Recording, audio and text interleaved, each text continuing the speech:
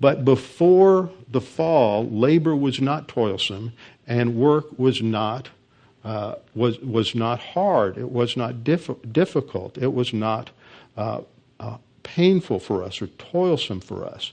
That happens only as a result of sin, when there is antagonism set up between the creation and the creature, as outlined in the curse of Genesis chapter 3.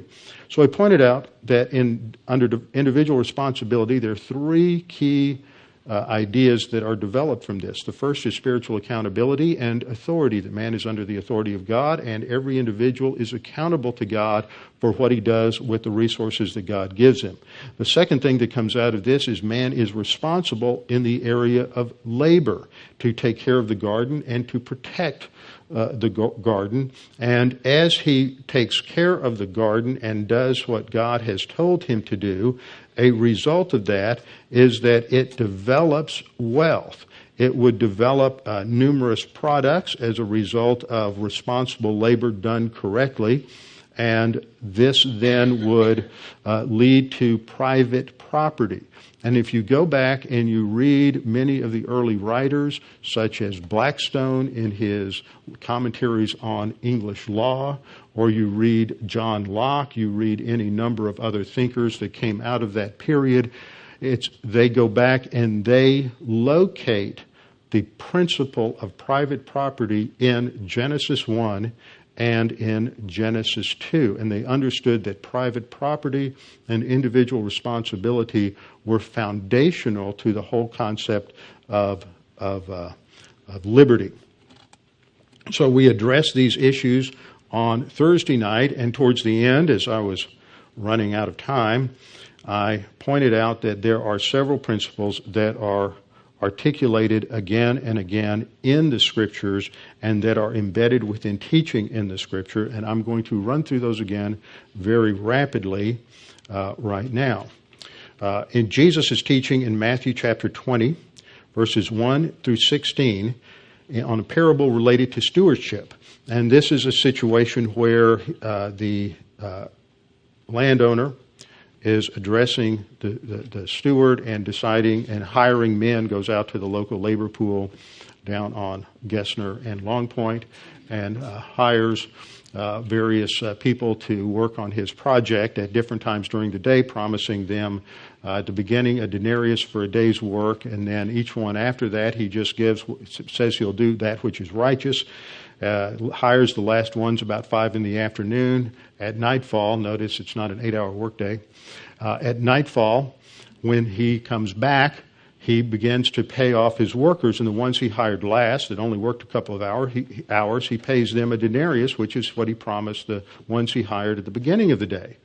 Now, there are various principles that are being taught there doctrinally, but what those don't work unless the underlying principles related to economics and employment are true. Because at the end of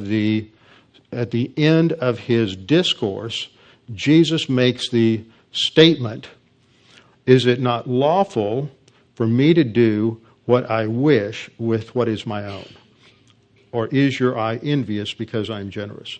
As the landowner, he's making the statement, is it not lawful for me to do what I wish with what is my own? That a business owner has the right to do what he wants to do with what are his assets. He has the right to do that without interference of government regulation, telling him what kind of insurance he should have or how long the workers should work or any of the other things that hinder business and destroy capital today. So it is very strongly in favor of the employer, the landowner. Second passage I pointed out was in Matthew 18:23, which also emphasizes a steward, and this time he owes money to his employer. And this just emphasizes the fact that both of accountability, personal accountability of each one to the landowner, who in this case is God, so it reinforces the first divine institution, but it also reinforces the prerogatives of the employer to do what he will and make the decisions he will.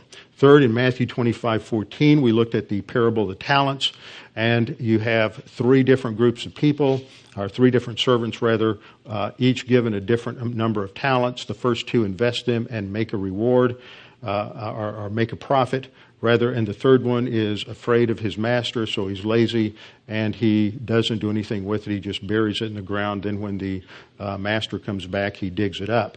And when he digs it up, the evaluation is this, that those who made a profit are praised, and they are given more, and the one who was lazy is called wicked and lazy, and what he had was taken away from him. So what we see here is the principle that those who risk, those who work should be rewarded, and those who don't are condemned.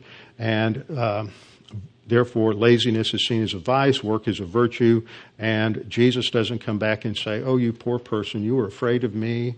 Let's take from the one who made and share the wealth and give it to the one who didn't do anything." So it shows that the Bible cannot be interpreted within a Marxist or socialist framework. The fourth principle we saw from a couple of passages in the New Testament was that those who don't work don't eat. Ephesians 4:28, he who steals must steal no longer, but rather he must labor, performing with his own hands what is good, that he will have something to share with the one who has need. 1 Thessalonians 3:10 through 12. If anyone is not willing to work, Paul says, then he is not to eat either. This is reinforced again and again. Fifth point I made was that in the Scripture, from the beginning to the end, there is an emphasis on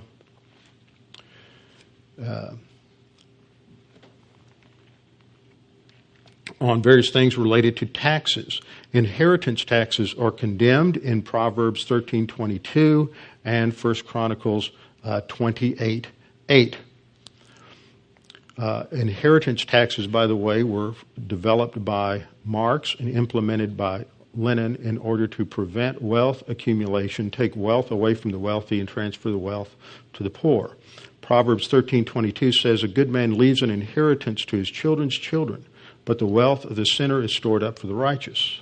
2 Corinthians 12:14 says, "Now for the third time I'm ready to come to you, and I will not be burdensome to you, for I do not seek yours, but you. For the children ought not to lay up for the parents, but the parents for the children." In other words, parents should be accumulating wealth that they pass on through inheritance to the children so that over time the family accumulates wealth. Sixth, we saw that in the Scripture, there are no property taxes in the Mosaic Law because property taxes prevent wealth accumulation and imply that the government owns the land and the people do not have actual true ownership. And in Israel, that was not allowed. Seventh, we saw that the tithe related to the income tax in Israel was a flat rate tax of 10% that applied to everybody, rich or poor. If you didn't make much, you still gave 10%. You didn't have a progressive income tax. It shows that there was an income tax that's legitimate, but it's only legitimate if it is equal for everyone. So when we take these principles and apply them to our two major presidential candidates, we discovered that both of them rate rather badly on this. Senator Obama is worse because he is still proud of his share of the wealth view, which he gave famously now in that interview with Joe the Plumber.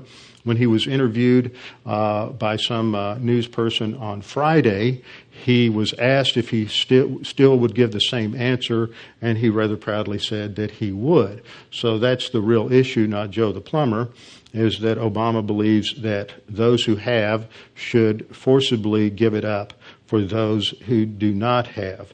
And in fact, this whole idea of a progressive income tax was first attempted in the 19th century, but Congress, but the Supreme Court declared that it was unconstitutional. It wasn't until 1913 with a constitutional amendment that made it possible to have a progressive income tax.